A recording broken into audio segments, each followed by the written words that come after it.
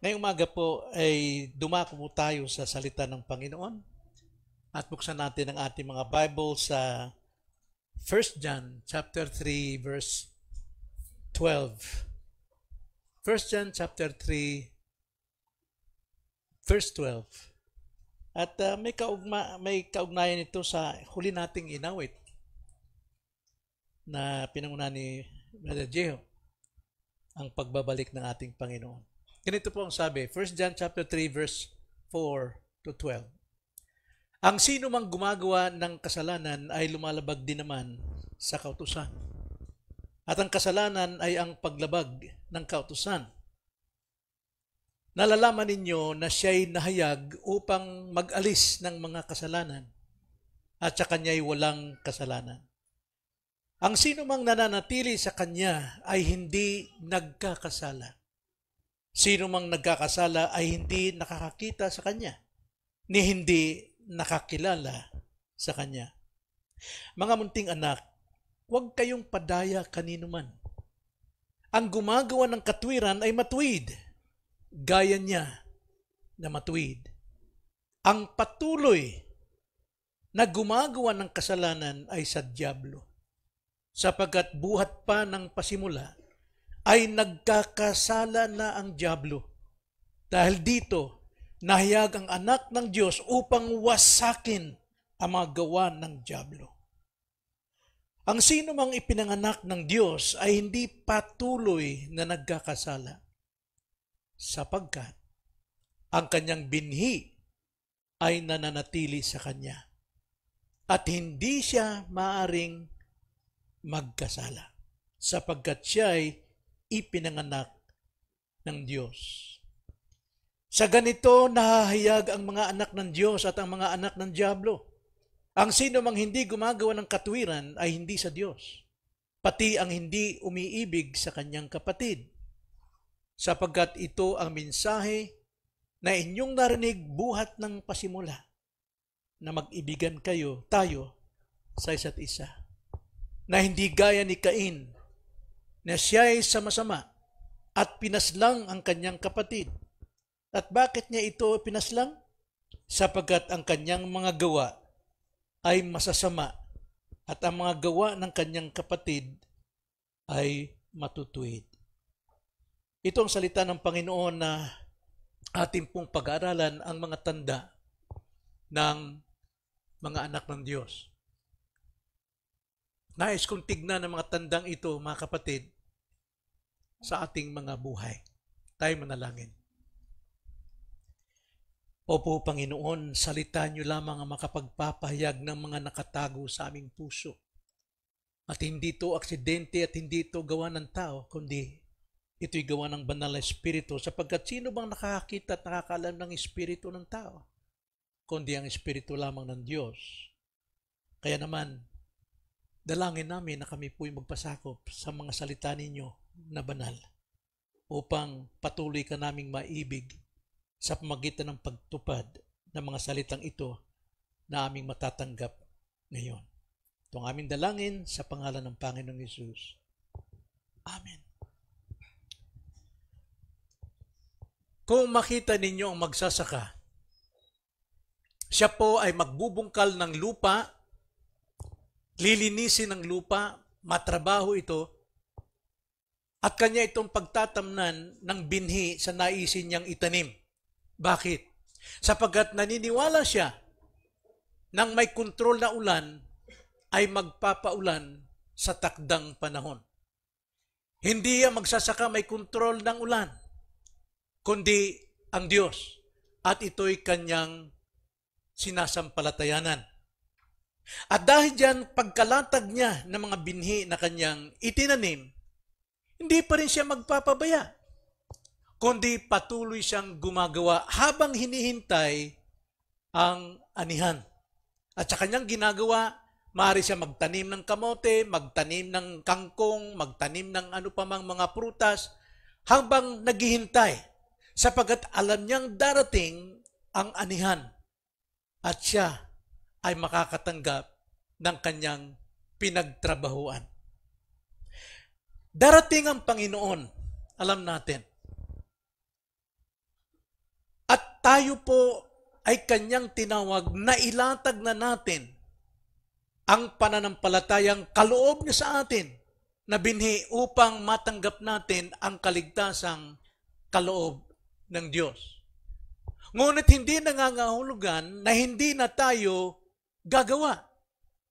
Patuloy niya tayong tinuturuan ng kanyang salita upang gawin natin ayon sa kanyang salita kung ano yung mga tanim na dapat nating pakinabangan habang tayo'y narito sa lupa na naghihintay sa kanya. Muli siyang babalik, hindi para magsakripisyong muli para sa kasalanan. Tapos na po yun. At babalik siya upang sunduin ang lahat ng mga naghihintay na mga anak niya. At upang hatulan ang mga hindi kumikilala sa kanya. Ang tanong, kasama ba tayo ron? Sa mga naghihintay sa kanya. Kailangang suriin ang ating pananampalataya at ang ating pagsisisi. At narito ang ilang mga tanda na makapagpibigay sa atin ng gabay upang malinis natin ang ating sarili. Gagawin natin ang pagsamba, ang pulong panalangin, ang pagbabasa, ang pagpapalato tulad ng magsasaka na hindi niya pinababayaan ang kanyang tungkulin para sa kanyang sariling pamumuhay dahil alam niyang darating ang ani na hindi niya kontrol. Kaya nga, sa umagang ito, makikita natin dito sa sulat ni Juan na pinaghahambing niya ang dalawang uri ng tao. Una, pinaghahambing niya ang mga taong kabilang sa mga anak ng Diyos at kinilala niya ang kabilang sa mga anak ng dyablo. Napakalinaw po yun. Hindi na natin kailangan pang alamin o hanapin, suriin. Sinabi po ng banal na kasulatan, may mga tanda yung anak ng Diyos at may mga tanda rin yung mga anak ng dyablo. At yun ang dapat nating pagtibayin. Ang susi rito sa mensaheng ito ay nagsasabing ang tunay na mananampalataya ay ipinamumuhay ang kanyang buhay sa Diyos. Yun ang tunay na mananampalataya. Ipinamumuhay niya ang kanyang buhay sa Diyos. Ito'y sumasalamin sa kanilang tunay na kalikasan bilang tunay na mga anak ng Diyos. Kaya tingnan natin, kilalanin natin ang tatlong katotohanan upang makita natin ang mga tandang ito sa ating buhay. Una, ating kilalanin sa verse 4 to 6 ang kalikasan ng kasalanan at ang mga bunga nito. The nature of sin and its consequence, the fruit. Ang sabi po sa verse 4 hanggang 6, ganito ang sabi. Ang sino mang gumagawa ng kasalanan ay lumalabag din naman sa kautusan. At ang kasalanan ay ang paglabag sa kautusan. Nalalaman ninyo, alam natin yon bilang Kristiyano, na siya'y nahayag upang mag-alis ng mga kasalanan at sa kanya'y walang kasalanan. So tingnan natin, ano ba ang kasalanan? Ang kasalanan sa verse 4, ang pagkakasabi po diyan, ang sino mang gumagawa ng kasalanan ay lumalabag sa kautusan ng Diyos. Sa makatwid, ang kasalanan po ay ang paglabag sa kautusan ng Diyos. Now, anong kautusan po yun? The moral law. Alam natin, 10 Commandments, nabuo na lahat ng klase ng kasalanan. Yung pagsamba ng ibang Diyos, maliban sa Kanya, pagsamba sa pamamagitan ng ribolto, no? Ang paggamit sa pangalan sa walang kabuluhan, binabanggit ang pangalan, at pang-apat, ang pagwawalang bahala sa araw ng Panginoon sa pagsamba. Panlima ay ang pagrebelde ng mga anak sa mga magulang o sa mga nakatatanda, sa leader na hindi gumagalang ang mga tao. Pang-anim, ano yung pang-anim? Ang pagpatay sa kapwa ang pagpatay sa mga tao, yung pagkapuot sa kanyang puso sa isang tao. Pangalawa, ang pangangalo niya. Pagkatapos, ang pangnanakaw, ang pagsaksi ng kasinungalingan, at pang-sampu ay ang greediness, covetousness. Like for example, sugal.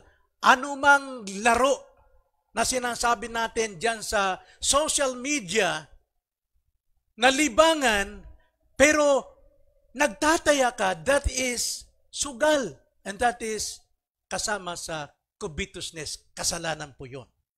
So lahat ng yan, mga kapatid, ay kasalanan. Pag nilabag natin yan, sa pagmamasa kapwa, pagnanakaw, pagsisinungaling, paggamit sa pangalan ng Diyos, pagwawalang bahala sa Diyos, mayroon tayong ibang sinasamba kaysa sa Diyos, sinasamba natin ang salapi, sinasamba natin ang ating sarili, gumagamit tayo ng mga imahen na siyang paraan para sambahin ang Diyos, that is sin.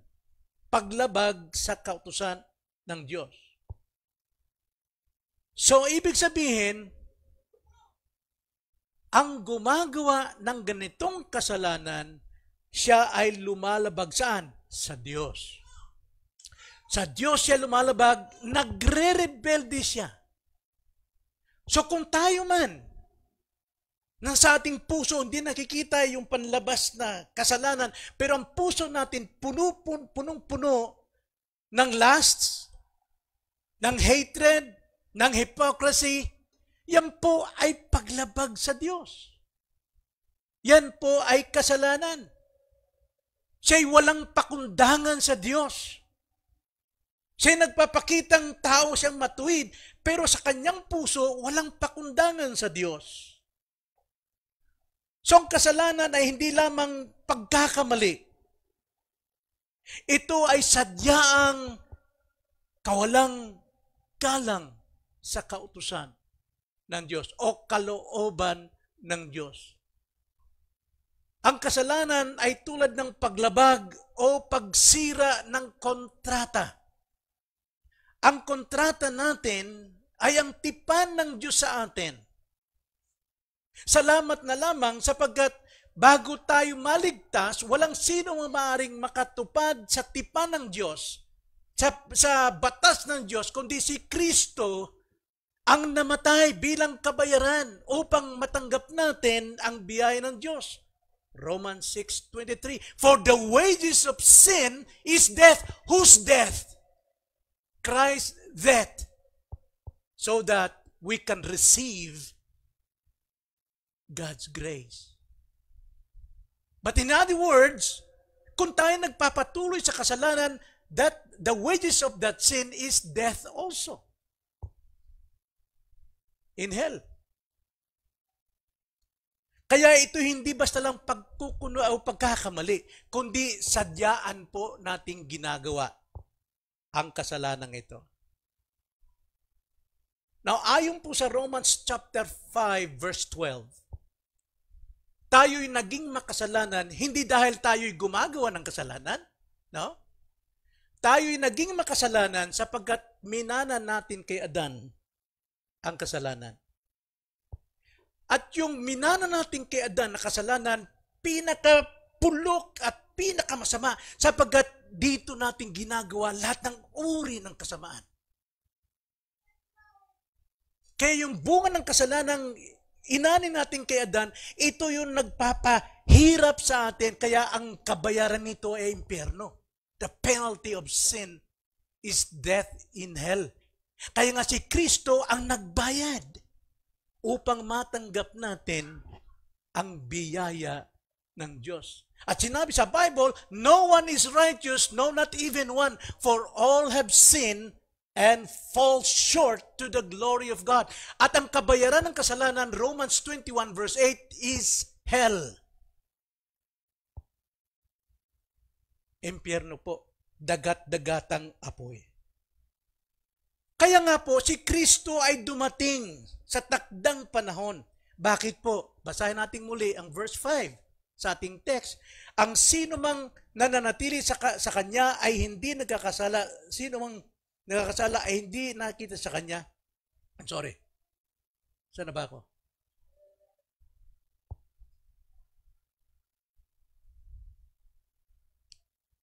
So ang layunin po ng pagpapakayag ni Kristo ay upang tayo po'y iligtas sa penalty of sin. Hindi po rin sa kasalanan per se, kundi sa kabayaran ng kasalanan. At sa kapangyarihan ng kasalanan umaalipin sa atin at the present time. At sa presence of sin, doon pa lamang mawala ang kasalanan pagdating ni Kristo.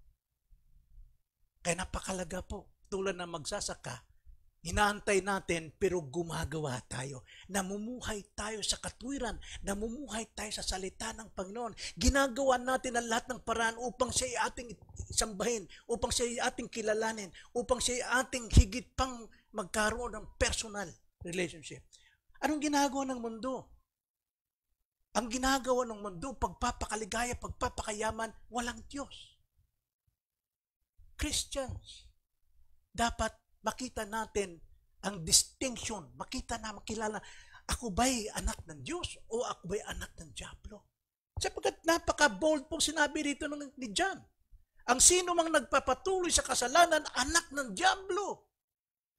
Hindi ko pwedeng pigilin yan, patamisin ko yung mga pananalita, yun pong sinabi.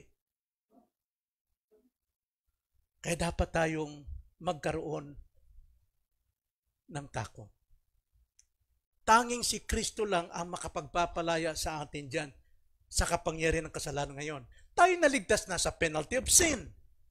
Yan po ay kinamatayan ni Kristo. Pero yung present ng power ng kasalanan na sa atin pa rin. Nakikita pa natin, kakasala pa rin tayo. Pero huwag tayong maalipin dyan. Si Kristo rin ang magpapalaya sa atin. Paanong paraan? Repentance. Faith. Sabi nga ni Pablo sa Galatians 2:20, I am no longer live sa aking sarili. Si Christ na, I am being crucified with Christ. I no longer live sa aking sarili, but the life now in this body, sabi niya, ay ipinamumuhay ko sa pananampalataya. At ang pananampalataya may kaakibat na pagtalikod sa lahat ng masama at kasalanan. So itong layunin ni Kristo na tayo'y palayain sa kasalanan. Nagagapos tayo minsan dahil dito sa remaining sin. Pero hindi po mahina ang kapangyarihan ng dugo ni Kristo. What do you mean by dugo? Kailangan ba natin yung tumutulong dugo para tayo mapatawad? No, that means the death of Christ in the cross. Yung dugo na yon, summarized doon sa kanyang crucifixion, yung kanyang paghihirap, sapat yun para tayo ay linisin sa ating kasalanan sa bawat araw. If we confess our sins, He is faithful and just to forgive us. Sapat po yun. So ito yung layunin. Kaya sabi sa verse 6 sa ating text, ang sino mang nananatili sa Kanya ay hindi nagkakasala. No, yung salita po dyan ay nagkakasala, continuing. Hindi po salita, ang sino mang nanatili sa Kanya ay hindi nagkasala, kundi nagkakasala. Nagpapatuloy sa kasalanan. Sino mang nagkakasala o nagpapatuloy ay hindi nakakita sa Kanya. Ibig sabihin, wala pa siyang kaugnayan kay Kristo, ni hindi nakakilala sa Kanya, walang personal relationship with Christ. Tunay na Kristiyano ay hindi ipinamumuhay ang kanyang buhay na nakikita ang nagpapatuloy sa pagrebelde.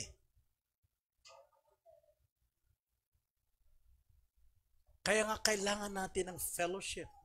Kailangan natin ang mga ngaral.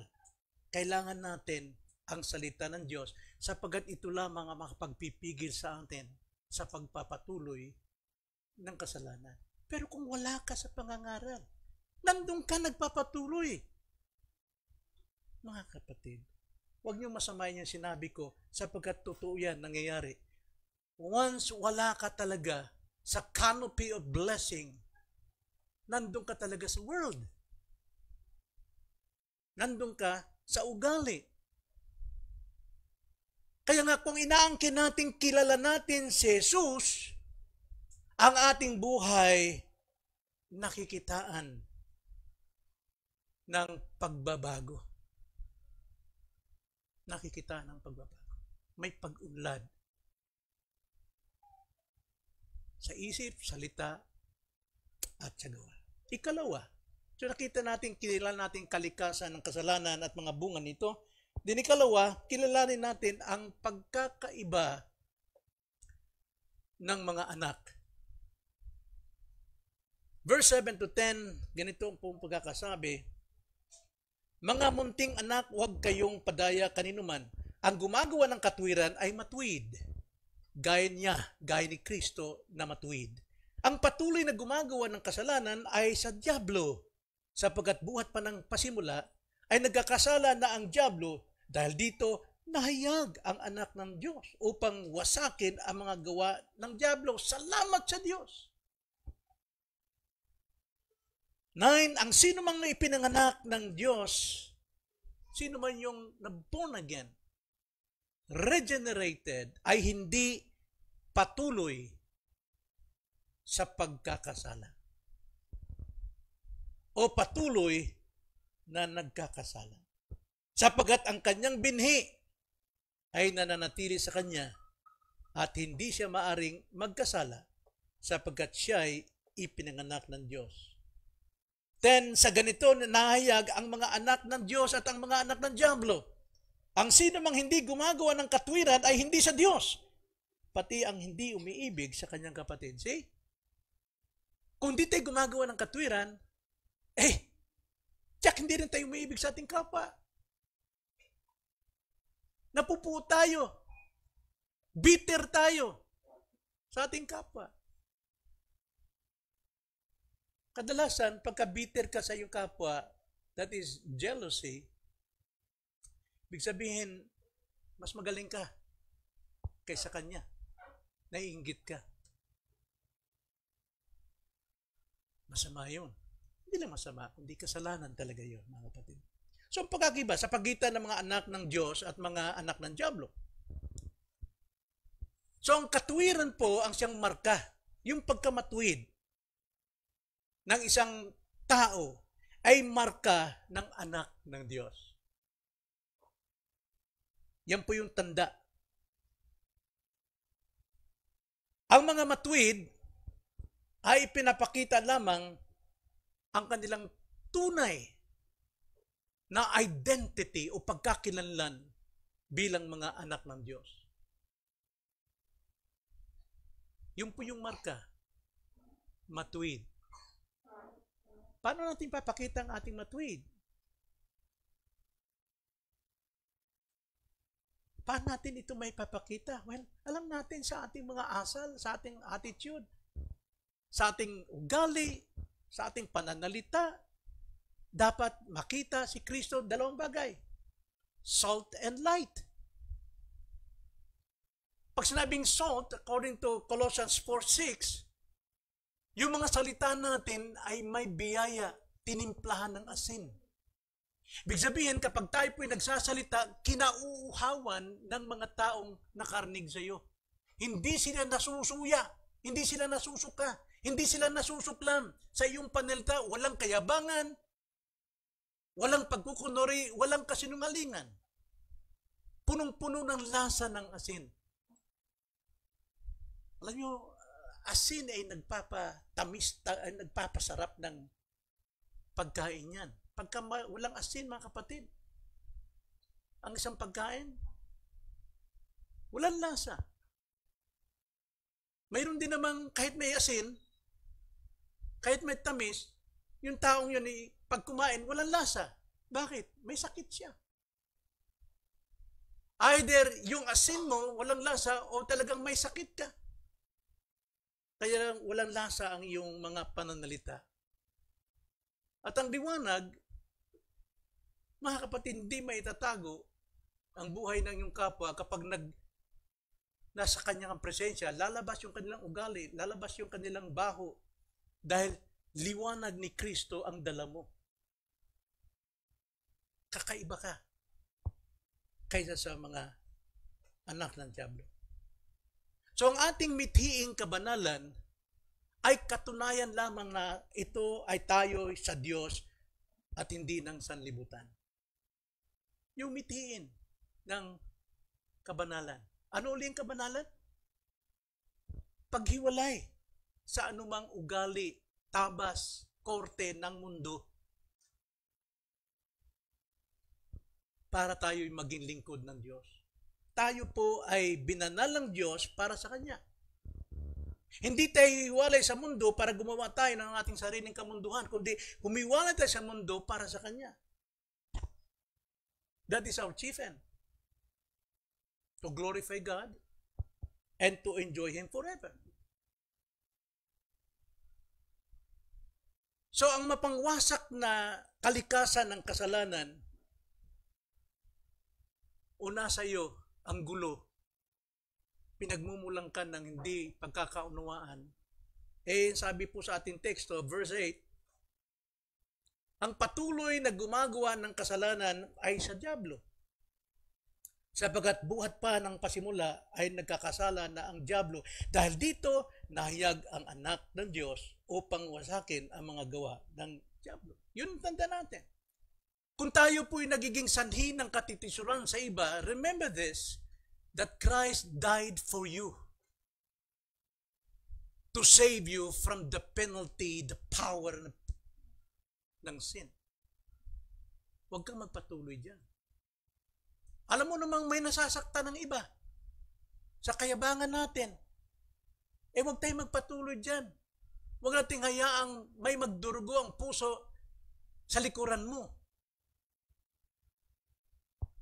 Huwag nating hayaan. Sapagkat kung ganong ginagawa natin, napakalinaw. You're of the devil. Sapagkat ang devil is destroyer. Tagapagwasak. So, sino ang nagsasanay na magpatuloy magkasala ay sa Diablo? Sapagkat ang kasalanan ay nagsimula talaga sa Diablo. Siyang tumukso kay Adan at kay Eva. Sa kanya nagmula. Pero pagdating sa lahat ng tao, magulang natin si Adan ang pinagmulan ng bunga ng kasalanan nila. At tayo yun yung dagdurusa.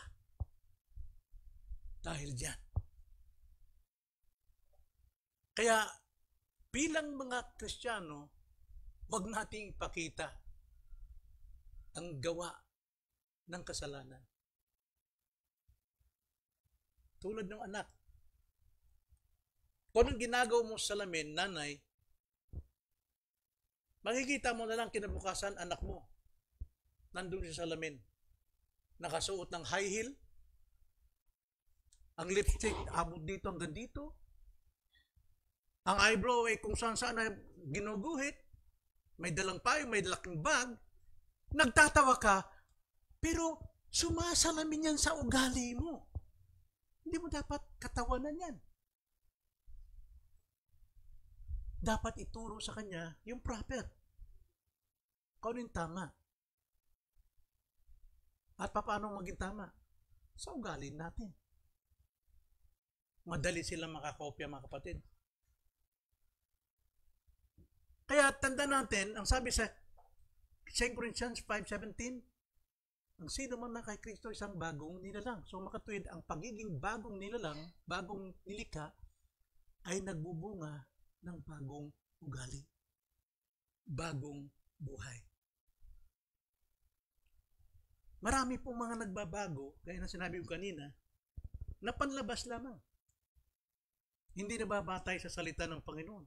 Hindi po regeneration, but outward reformation. Outward reformation. Verse 10, ang sabi rito, sa ganito nahayag ang mga anak ng Diyos at ang mga anak ng Diablo. ang sino mang hindi gumagawa ng katwiran ay hindi sa Diyos, pati ang hindi umiibig sa kanyang kapatid. Marahil tayo nakagawa ng mabuti sa iba, katwiran. Pero paano yung puso natin? Kung mayroon tayong hinanakit, wala rin.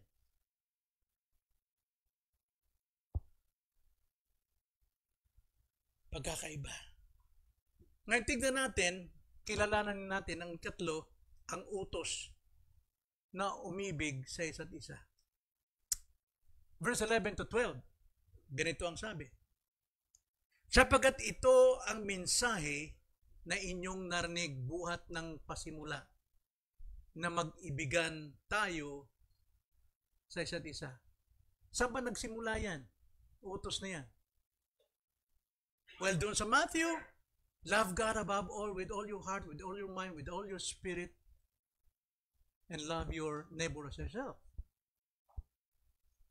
Yun po yung summary sa Ten Commandments, sa dalawang tapyas. Loving God, commandment number 1 to 4. Loving our neighbor from 5 to 10.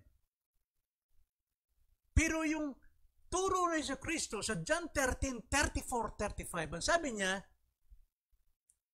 love one another as I have loved you. Paano ba tayo inibig ni Kristo? Kinamatayan tayo. Nagdusa siya, tinanggap niya lahat ng kahihiyan, tinanggap niya lahat ng pagmumura, tinanggap niya lahat ng pasakit, at tinanggap niyang kamatayan. Dapat ganun din tayong umibig sa ating kapwa upang makita na tayo'y mga alagad niya. Na mayroon tayong pagsekripisyo sa ating kapwa, wala tayong pagkamuhi sa ating kapwa. Kung mayroon tayong galit, ang sabi po ron sa Matthew 18, iwanan mo ang iyong sacrifice, then go to that person and ask for forgiveness. Lumapit at magtapat ng kasalanan. Huwag pabayaan. Yun ang utos ni Kristo. Kaya ang sino mang, sabi ni Kristo, ang sino mang nagtataglayan ng aking salita at tinutupad ito, siya yung totoong umiibig sa akin. John 14:16.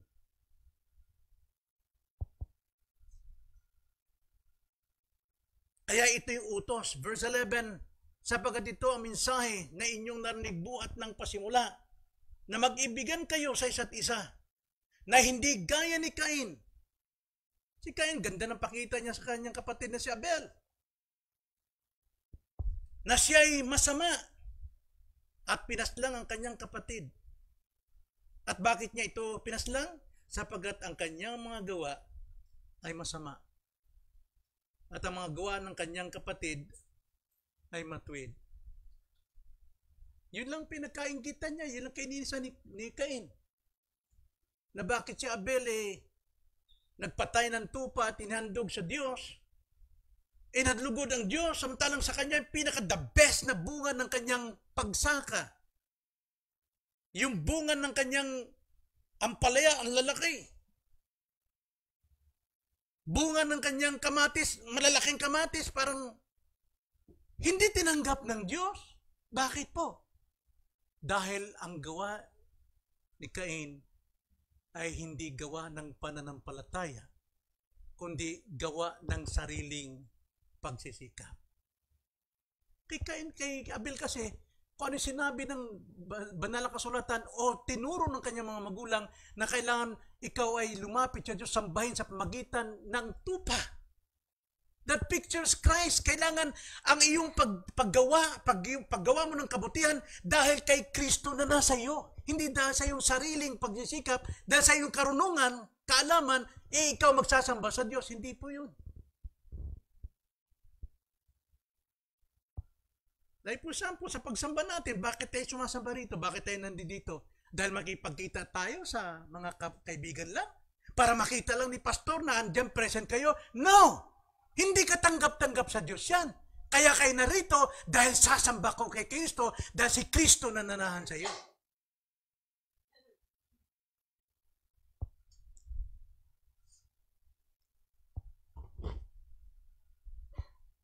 Kaya sabi, hindi gaya ni Cain na siya'y masama at pinaslang ang kanyang kapatid. Punong-puno ng hatred, punong-puno ng bitterness, jealousy, inggit itong si Cain.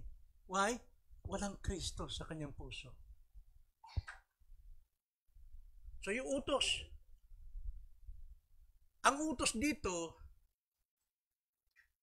ay yung pag-ibig natin ay sentro sa buhay ng mga anak ng Diyos. Pag-ibig ni Kristo sa atin, yung ginawa niya sa ating pagsakripisyo, yung ginawa niya sa ating pagkamatay sa krus, nasa atin, yun ang maging sentro natin sa pagkikipagkapwa natin sa iba. Hindi dahil ikaw ay mabait, dahil meron ka may tutulong, well, that's good. Pero dapat dahil sa pag-ibig ni Kristo, ibabahagi ko rin sa iyo ang pag-ibig nito. Si Kristo nagsakripisyo, kinamatayan ako, kailangan din akong dumamay sa iyo. Tignan ko rin ang kabutihan mo at hindi aking pansariling kabutihan titignan ko. Dapat yun ang batayan ng pag-ibig natin. So itong pong pag-ibig na ito yung foundational command na binigay sa atin ni Kristo na kailangan natin gawin. Ang pag-ibig natin ay pinapakita sa iba sa pinakamalinaw na palatandaan ng ating pagiging Kristiyano. Hindi dahil sa mayroon tayong kailangan o pagkukunwari. Si Cain, magandang pakitungo niya kay kapatid niya. Yung sama ng loob niya, ang sabi ng Diyos sa kanya, Cain, pagtagumpayan mo yung kasalanan nandyan sa pintuan, tulad ng halimaw na handa kang lapain. Pero magandang aura ni Cain nung puntahan niya ang kanyang kapatid. Abel, pasyal tayo sa bukid. Sige kuya, ano bang gagawin natin doon? Maghintay ka lang. Nung sa bukid sila, ganda rito kuya. Oo nga. Mayroon akong gagawin siya, ipakita sa iyo. Tumalikod ko na saglit. O di kaya, pumikit ka saglit. Kinuha niyo isang panga ng hayop at pinatay si Abel sa likuran. Ganon din tayo eh. Pagtalikod ng tao, kung ano ang sinasabi natin, pinapas lang natin siya sa mga sama ng loob. Mga salita na hindi karapat-dapat. At ang puot ni Cain ay tulad po ng puot ng dyablo na siyang tumatak sa kanya, na siya anak ng dyablo. At dapat hindi makita sa atin ang ganitong tatak ng dyablo. 1 John chapter 3 verse 15, ganito ang sabi, ang sino mang napupuot sa kanyang kapatid ay isang mamamatay tao. At nalalaman ninyong ang buhay na walang hanggan ay hindi nananatili sa sino mang mamamatay tao. Sino mang napupuot sa kanyang kapwa. Pakaingatan natin ito mga kapatid. Makakala natin tayo'y tiyak na sa pagdating ng Panginoon. Dahil tayo maraming nagagawa. Marahil sa pamilya, marami tayong naitulong. Sa iglesia, marami tayong nagagawa, mga achievements natin. Pero kung mayroon tayong hatred sa ating kapwa, nalalaman natin na wala sa kanyang buhay na walang hanggan sa ganitong kalagayan. Kaya ingatan natin na magkaroon ng sama ng loob sa iba. So bilang mga anak ng Diyos, tayo tinatawagan na mamuhay ng pamumuhay na tinatakan ng katwiran. May tatak na katwiran at pag-ibig.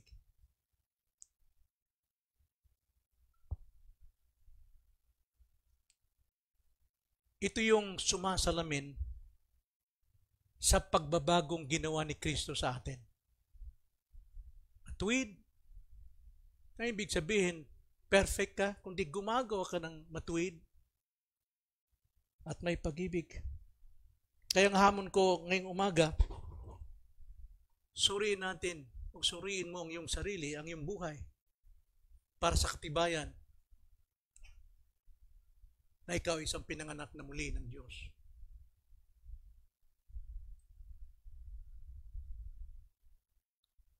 Ikaw ba'y namumuhay sa katwiran?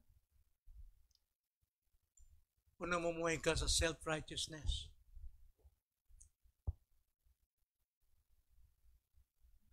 Ikaw ba'y umiibig sa kapwa? Sa iba? Tulad ng pag-ibig ni Kristo sa iyo?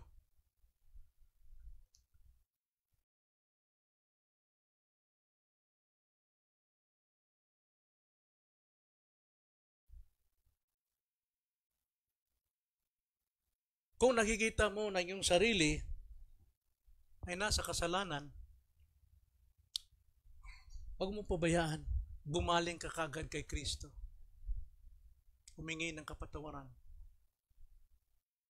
Sapagkat kung pinatawad tayo sa kabayaran ng ating kasalanan, para tayong hindi mapatawad sa pagkalipin natin sa kasalanan, lumapit tayo sa Kanya. Mapagpakumbaba at mag-confess. Tayo manalangin. Panginoon, wala po rito sa amin, Lord, ang matuwid o perpekto. Wala pong pinakamatuwid na tao rito na hindi nakagawa ng kasalanan. Ngunit salamat po sapagkat yun ang iyong pagparito upang wasakin ang gawa ng kasalanan sa aming buhay upang hindi kami maalipin ito. Sapagkat alam namin anong kahinatnan kung kami po alipin ng kasalanan. Either kami anak ng dyablo, wala kaming kinabukasan, wala kaming kaligtasan. Huwag pong mangyari, Ama. Huwag pong mangyari na mawawalang kabuluhan ang aming pong paglilingkod sa inyo tulad po ng magsasaka. Gaano man katagal tumubo ang mga tanim mo, paano man ito tumubo, Panginoon, siya'y sumasampalataya na darating ang ulan para po sa anihan. Kaya ginagawa niya lahat ng kanyang pansariling mga gawa sa ikatitibay ng kanyang pamilya, ng kanyang sarili, habang naghihintay sa pagbabalik ninyong muli. Ganun po nawa ang aming pong kaisipan at puso. Maraming salamat po, Diyos. Itong aming dalangin sa pangalan ng Panginoong Hesus. Amen.